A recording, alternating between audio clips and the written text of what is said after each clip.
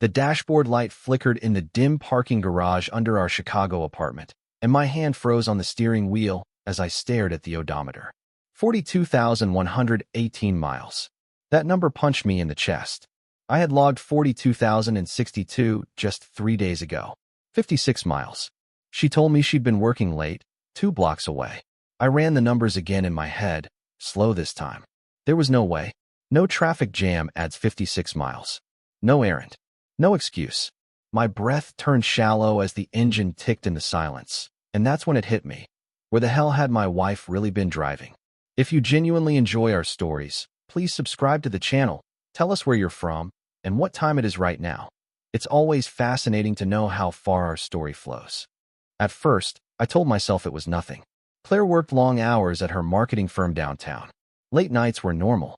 Clients, deadlines, last-minute revisions. That's what she said anyway. But the mileage sat in my head like a splinter. Small, irritating, impossible to ignore.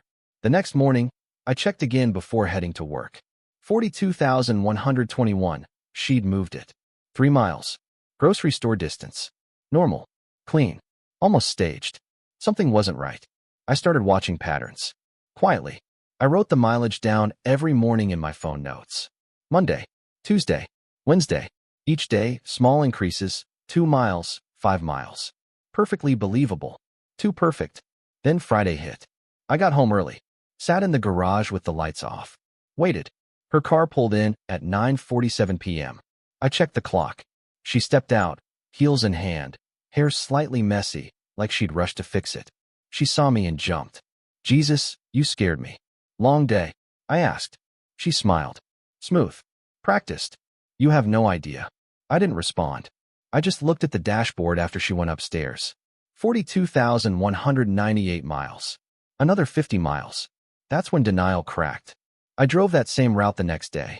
From our apartment to her office. Back. Twice. 12 miles total. I even looped around the block like an idiot just to be sure. It still didn't come close. So I expanded the circle. 50 miles round trip meant somewhere outside the city. Somewhere deliberate. I checked the glove box that night while she showered. Nothing unusual. Receipts, insurance, napkins.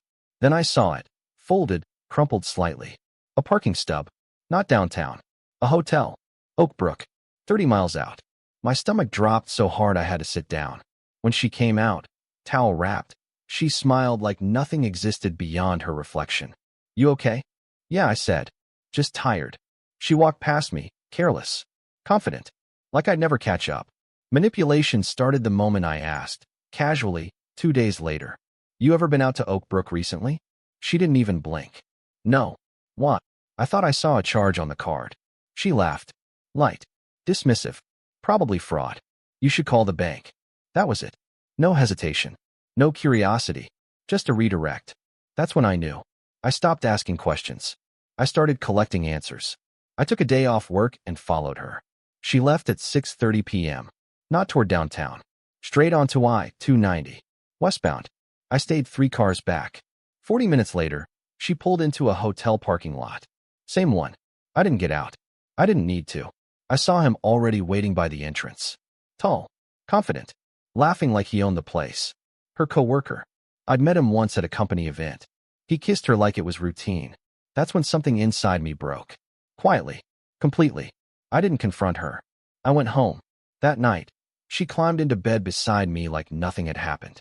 Rested her head on my chest. "Missed you today," she whispered. I stared at the ceiling. "Yeah," I said. The transformation was silent. No anger. No shouting. Just clarity. I hired a divorce lawyer the next morning.